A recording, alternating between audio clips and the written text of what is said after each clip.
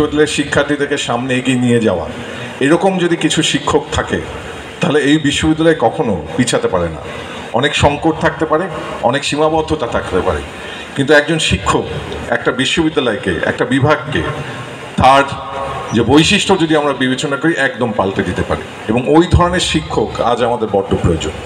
কিন্তু যেই প্রক্রিয়ার মধ্য দিয়ে শিক্ষক নিয়োগ হয়েছে আমরা জানি, এবং গোপালগঞ্জের বেশ কিছু এই নিয়োগের যে কীর্তি, বেশ কিছু গল্প, বেশ কিছু মুখরোচক কথার জন্ম দিয়েছিল।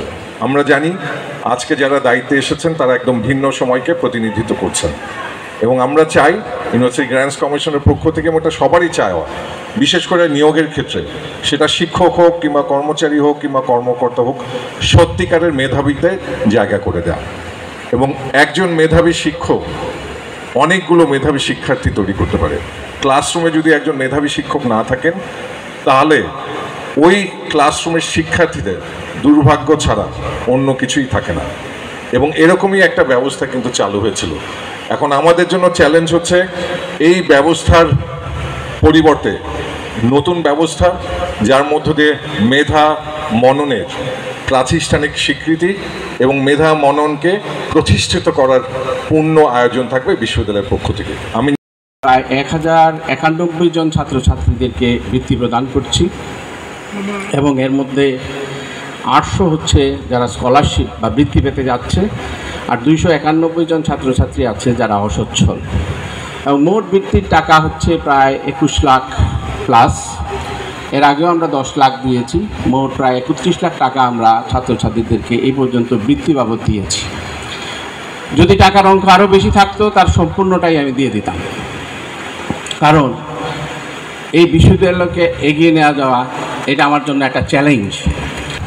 ইউনিভার্সিটি গ্রান্টস কমিশনের সবচাইতে প্রেস্টিজিয়াস অ্যাওয়ার্ড হিটের 2টা প্রজেক্ট উইন করেছি, এবং এই 2টা প্রজেক্টের মূল্যবান প্রায় 8 কোটি টাকার মতো। উদাত্ত আহ্বান জানায় মাননীয় উপাচার্য মহোদয় এখানে আছেন, সদস্য ইউজিসি স্যার আছেন, এখানে যেন এই বিশ্ববিদ্যালয়ের ছাত্রছাত্রীদের প্রায়োগিক, থিওরিটিক্যাল এবং প্র্যাকটিক্যাল বিষয়গুলো এইখানে যে প্রতিষ্ঠানগুলো আছে তার সাথে ট্যাগ করে আরও বেশি পরিমাণে তারা যেন গবেষণামুখী, আন্তর্জাতিক মানসম্পন্ন বিভিন্ন ধরনের জার্নালে তাদের প্রকাশনা প্রকাশ করতে সক্ষম হয়, সেই সুযোগটা তৈরি করার জন্য। একই সাথে আমরা জানি যে এই বিশ্ববিদ্যালয়ের একটি প্রজেক্ট চলমান আছে, যেটা প্ল্যানিং কমিশন এবং ইউজিসির তত্ত্বাবধানে এখন তদন্তাধীন আছে।